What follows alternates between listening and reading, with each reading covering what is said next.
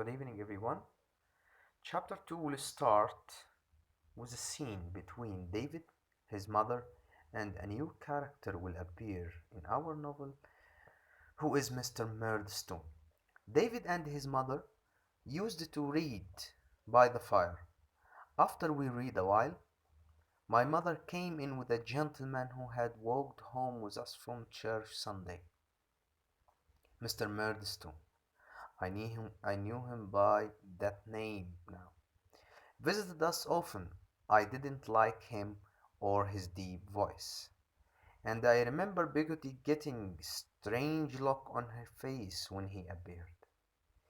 It seemed the next day, but it was probably about 2 months afterwards that Bigoty said cautioningly, Massa Davy, how should you like to go along with me and spend a fortnight at my brother's house at Yarmouth? So, Bigoty offered David to spend 2 weeks at her brother's house at the city of Yarmouth to give some space to his mother and Mr. Murdstone. Can you imagine that name?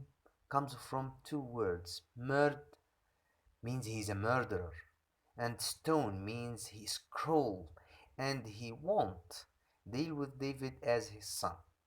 He will be cruel also to David. Then they met Ham. He is one of Bigoty's relative. Ham met us in the town. He was a huge, strong fellow. Fellow means a person, 6 feet tall, but with a boyish face. Ham carried me on his back, can you imagine that? And a small box of our under his arm, with Bigoty carrying another box.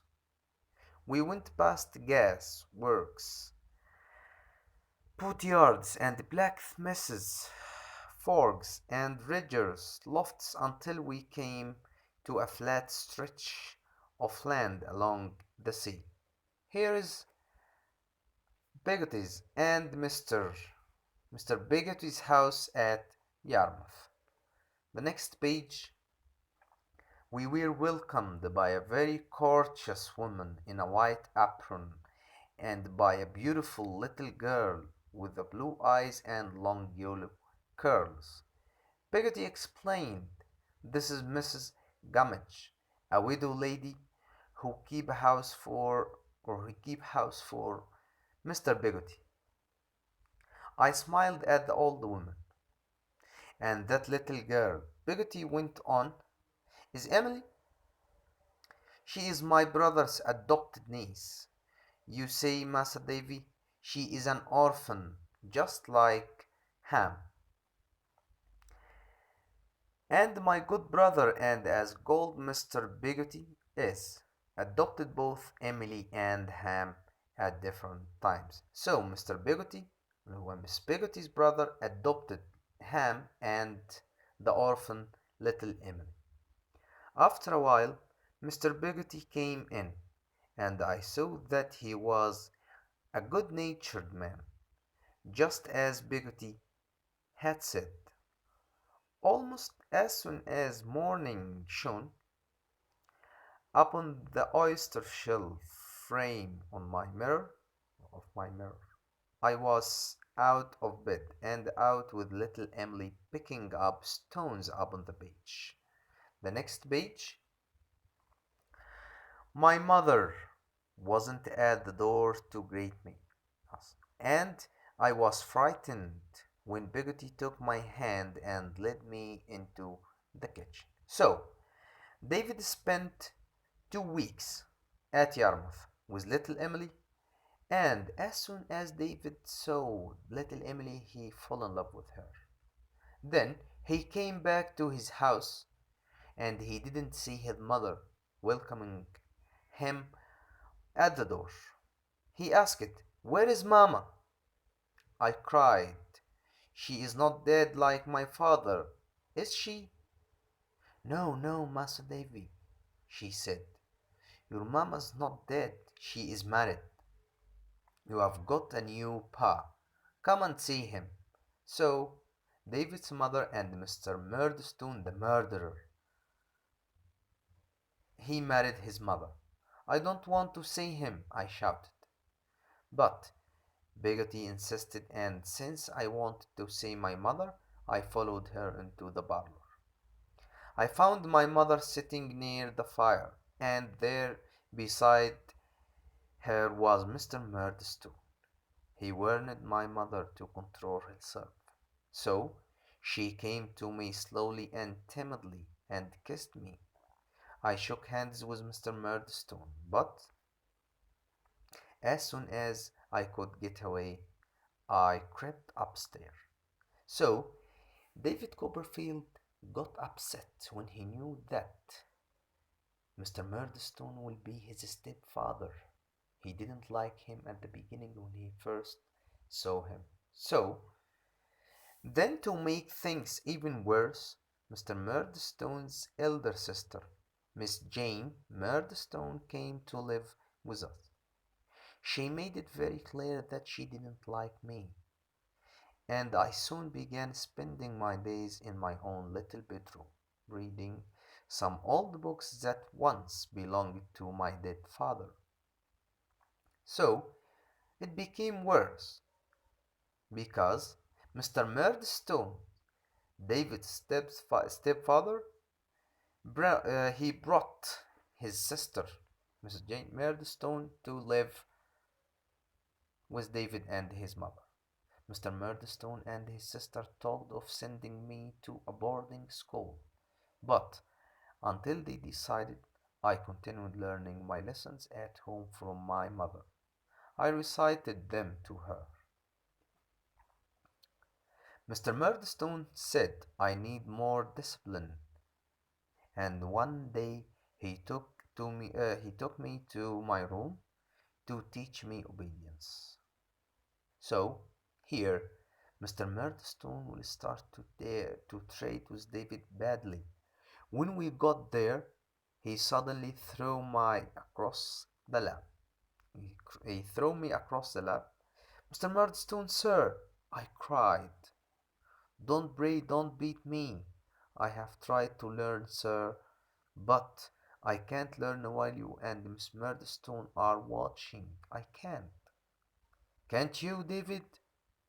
We will see, he said, and he hit me heavily with his cane. So Mr. Murdstone started to beat David.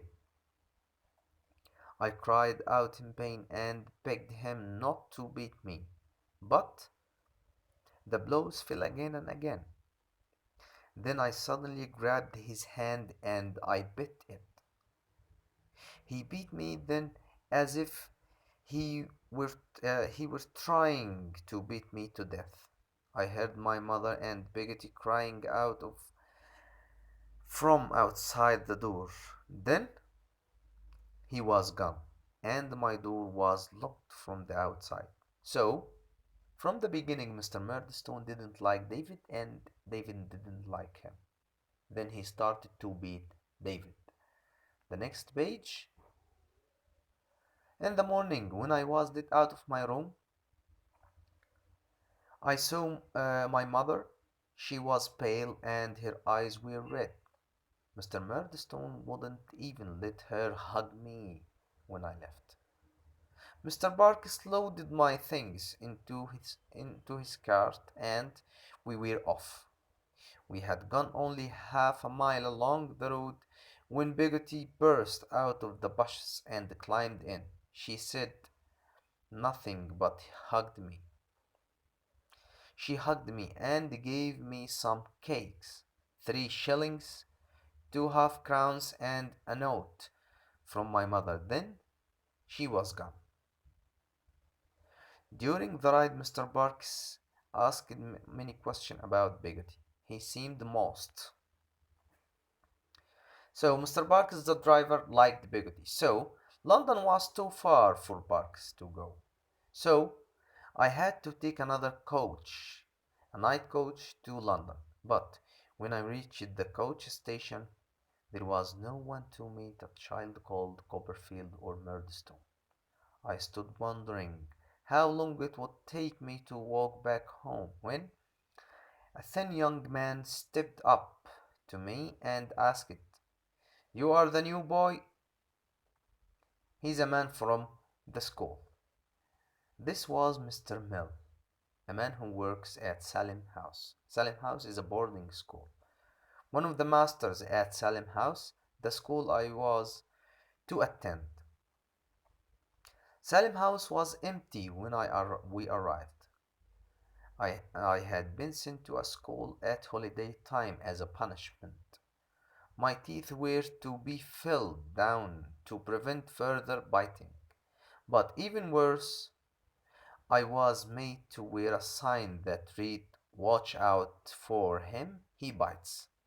So, after Mr. Murdstone punished David, he sent him to a boarding school called Salem House at a holiday. And he sent him to London, and there was a sign written on his clothes, "Watch out for him, he bites." So this is the end of chapter 2. Read it home, and I will send you the questions and the answers after that. Thank you.